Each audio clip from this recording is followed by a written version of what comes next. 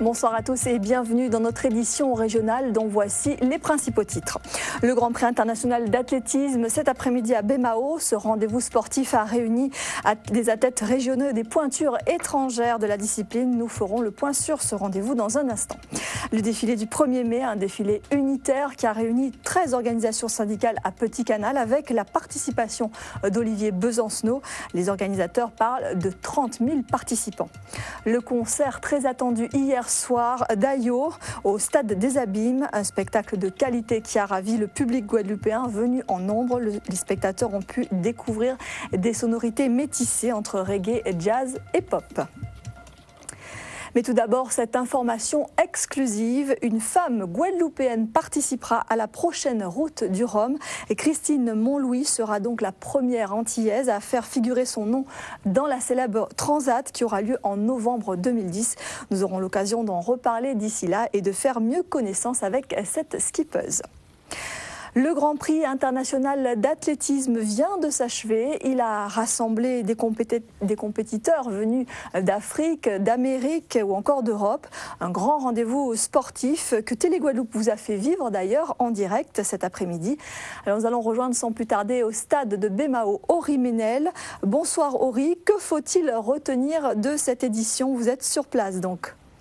Bonsoir Laetitia. Oui, rassurez-vous, Aury, nous vous avons très bien vu, même si vous étiez dans le noir. Et puis en première partie d'après-midi, nos athlètes régionaux ont assuré le spectacle, eux aussi. Les performances sont toutefois loin d'être satisfaisantes à cause d'un vent défavorable. Voici quelques moments de compétition sélectionnés pour nous par Eddy Golapcan. 30 000 participants selon les organisateurs. On avait rarement vu autant de monde pour un défilé du 1er mai de mémoire de syndicalistes. Un défilé unitaire dans les rues de Petit Canal auquel s'est joint le chef de file du nouveau parti anticapitaliste, Olivier Besancenot. Ce rendez-vous placé sous le signe du liennage contre profitation a montré que les organisations syndicales étaient capables de mobiliser les foules encore aujourd'hui. Emmanuel Gombaud, Philippe Grenier. Et à Paris, le collectif Continuité LKP et ses militants ont tenu à être présents dans les rues de la capitale. Ils ont distribué des tracts pour sensibiliser la population au mouvement en Outre-mer. Fabienne Léonce, Bruno Gabetta. En bref, autre défilé du 1er mai à Saint-Martin, le premier du genre sur l'île, sans grande effervescence. Un cortège formé d'un petit nombre de militants qui s'est rendu à l'hôtel de la collectivité. En Martinique, mobilisation nuancée pour ce 1er mai. 2000 personnes à peine selon les organisateurs et 900 selon la police. Un défilé unitaire, là aussi, qui soulève de nombreuses interrogations, notamment celles liées à la crise. Jacques Delblanc, Éric Tang, Télé-Martinique. En bref, la tête de liste UMP pour l'Outre-mer aux élections européennes, Marilus Panchard, a désigné un avocat guyanais de 37 ans, membre du comité départemental de l'UMP, Boris Tchongsit, comme suppléant.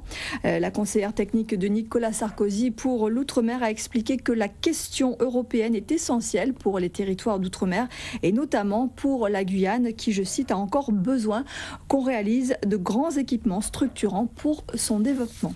Et puis toujours en bref, à l'invitation du CAGI, Eva Joly, l'ancienne magistrate, animera une conférence sur le thème des paradis fiscaux dans la Caraïbe.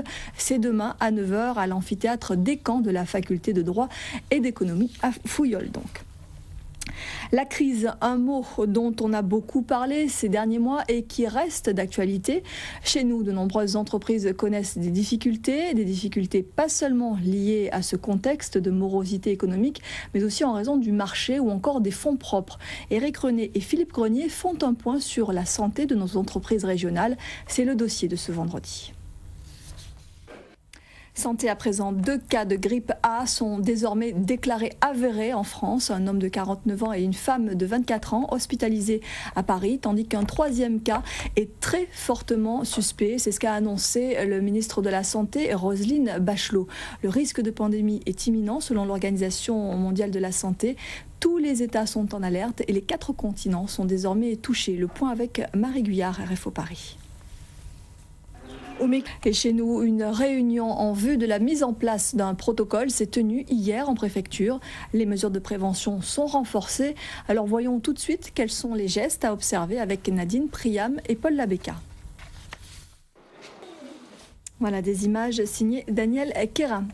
Les jeunes auteurs de la Caraïbe se perfectionnent. Ils participent en ce moment à un stage intensif d'écriture et de réalisation. Cette formation professionnelle sur le court-métrage est une première en Guadeloupe. Ces auteurs-réalisateurs étaient hier à Anse-Bertrand où Gérard César et Paul Labeka se sont rendus. Ayo a enchanté le public guadeloupéen hier soir au stade des Abîmes. La chanteuse germano-nigériane se produisait pour la première fois en Guadeloupe. Sa musique au rythme métissé a conquis les spectateurs, y compris Laura Séné et Ronnie Maletti qui nous font revivre cette soirée. Reportage. Ayo qui pour la première partie de son concert avait invité sur scène plusieurs de nos artistes locaux, Dominique Coco, Dominique Bernier ou encore Lydia Barlagne et bien d'autres. Voici un extrait. Voilà, c'est sur ces belles notes de musique que nous nous séparons. À 20h25, Cinémax, l'actu ciné du moment. 20h45, Gad et plus loin, magazine en créole présenté par Rémi Senneville. Et ce soir, on parlera, et c'est de circonstances, du syndicalisme. À demain, 19h. Très belle soirée à tous. Merci.